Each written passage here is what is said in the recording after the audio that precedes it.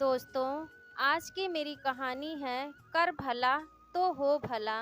एक बेरोजगार शिक्षक था। वो नौकरी तलाशने के लिए काफ़ी कोशिश कर रहा था, लेकिन उसे नौकरी मिल ही नहीं रही थी। यह शिक्षक भगवान में बहुत आस्था रखते थे। अपने साथ कुछ अच्छा हो या बुरा, वो सारी बातें भगवान से किया करते थे। कुछ अच्छा होता तो धन्यवाद देते और कुछ बुरा होता तो भगवान से शिकायत भी करते। उनका अभी स्ट्रगल का दौर चल रहा था, तो वह भगवान से शिकायत करते रहे थे। कहते कि भगवान, मुझे नौकरी क्यों नहीं दिलवाते हो, क्यों मुझे परेशान करते हो। थोड़े दिनों बाद ही शिक्षक को एक कस्बे में सरकारी नौकरी लगी।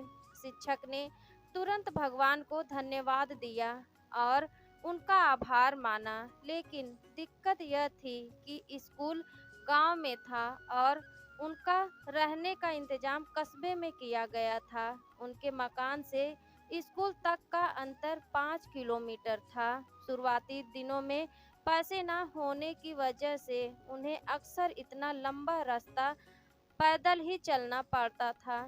कभी-कभी उन्हें रास्ते में कोई वाहन दिख जाता तो उससे लिफ्ट मांग लिया करते, लेकिन ऐसा बहुत कम होता था। शिक्षक ने तय किया कि सबसे पहले वह पैसा जमा करके एक मोटरसाइकिल लेंगे। उन्होंने बड़ी कसर कर करके पाई पाई जोड़ करके कुछ ही महीनों में मोटरसाइकिल लेने के लिए पैसे जुटा लिए और एक अच्छी सी मोटरसाइकिल खरीदी। अब उनका जीवन थोड़ा आसान हो गया। उन्होंने फिर से भगवान को धन्यवाद दिया।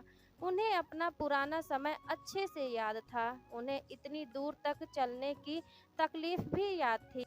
इसलिए वह स्कूल आने के समय और वापस घर जाने के समय हमेशा किसी न किसी जरूरतमंद को अपनी मोटरसाइकिल पर बिठाकर लिफ्ट दिया करते थे। कभी किसी छोटे बच्चे को स्कूल छोड़ दिया, कभी किसी बूढ़े को लिफ्ट दे दी, तो कभी किसी किसान को शहर छोड़ दिया। इस तरह से शिक्षक आ रहे हो या जा रहे हो, कोई ना कोई उनके पीछे बैठा ही मिल जाता था। लोग उनकी बाइक को अब दूर से ही पहचानने लगे थे, क्योंकि हर कोई जानता था कि अगर उनकी बाइक आते दिख गई तो लिफ्ट जरूर मिल जाएगी। लोगों की मदद करके शिक्षक को भी बहुत अच्छा लगता था। एक दिन शिक्षक स्कूल खत्म करके अपने घर को जा रहे थे।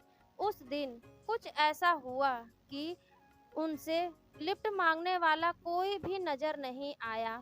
आधे रास्ते तक पहुंचने पर एक आदमी ने उनसे लिफ्ट मांगी। शिक्षक ने तुरंत उस आदमी को बिठाने के लिए अपनी बाइक रोक दी। उस आदमी को बिठाकर शिक्षक अपने रास्ते चल पड़े। थोड़े दूर सुनसान जगह आने पर उस आदमी ने शिक्षक के पीठ पर चाकू रखा और उनसे कहा, अब यह बाइक मैं चला लूंगा, आप नीचे उतर जाइए और मेरा पीछा मत कीजिएगा। शिक्षक को लगा आज तो बुरा फंस गया। फिर भी शिक्षक ने कहा, दोस्त, तुम चाहो तो यह बाइक ले लो, जहाँ जाना है चले जाओ, लेकिन इस बात का जिक्र कभी किसी से मत करना, क्योंकि इस रास्ते पर वैसे ही बहुत कम लोग गाड़ियों से जाते हैं और उनमें से भी बहुत कम लोग किसी को अपने साथ बिठाते हैं। अगर इस बात का पता लोगों को चल गया तो वे दूसरे को लिफ्ट देना बंद कर देंगे।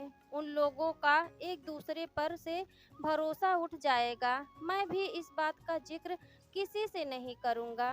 शिक्षक की बातें सुनकर एक बार तो उस लुटेरे का दिल भी पसीज गया, लेकिन फिर उसने सोचा कि मैं कहाँ इसकी बातों में आ रहा हूँ। उसने बाइक ली और वहाँ से चलता बना। शिक्षक जैसे तैसे फिर पैदल चलकर अपने घर तक पहुँचा और घर पहुंचकर भगवान से शिकायत करने लगा, क्या भगवान फिर से मुझे वहीं पर लाकर खड़ा कर दिया।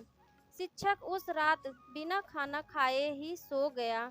सुबह शिक्षक जब नींद से जागा तो उसने देखा कि उसकी मोटरसाइकिल उसके आंगन में खड़ी है और उस पर एक चिट्ठी चिपकी हुई है। शिक्षक ने बड़े आश्चर्य से अपनी बाइक से उस चिट्ठी को निकाला और पढ़ने लगा।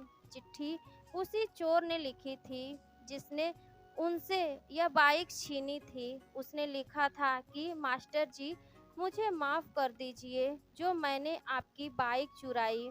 यह बाइक तो कोई सेलिब्रिटी की तरह है, जैसे लोग किसी बड़ी सेलिब्रिटी को दूर से ही पहचान लेते हैं, उसी तरह हर कोई दूर से ही इसे पहचान ले रहा था। मैं जहाँ भी जा रहा था, लोग मुझे रोककर इसके बारे में पूछते थे और तरह-तरह के सवाल करते थे। मैं इस बाइक को क्यों चला रहा हूँ, या मास्टर जी की बाइक आपके पास क्या कर रही है। मैं बहाने बनाते-बनाते थक गया, लेकिन लोग सवाल करते-करते नहीं थके। मुझे पक्का यकीन है, अगर थोड़े दिन यह बाइक मेरे पास रही, तो मुझे ज़रूर जेल जाना पड़ेगा। इसलिए मैं यह बाइक आपको वापस लौटा रहा हूँ। चिट्ठी पढ़ते-पढ़ते मास्टर जी की हँसी छूट गई और उन्हें यकीन हो गया कि उन्होंने जितनी भी भलाई की है, उसका फल भी उनको भला ही मिला है। उन्होंने फिर से भगवान को धन्यवाद दिया और फिर से लोगों की मदद में लग गए।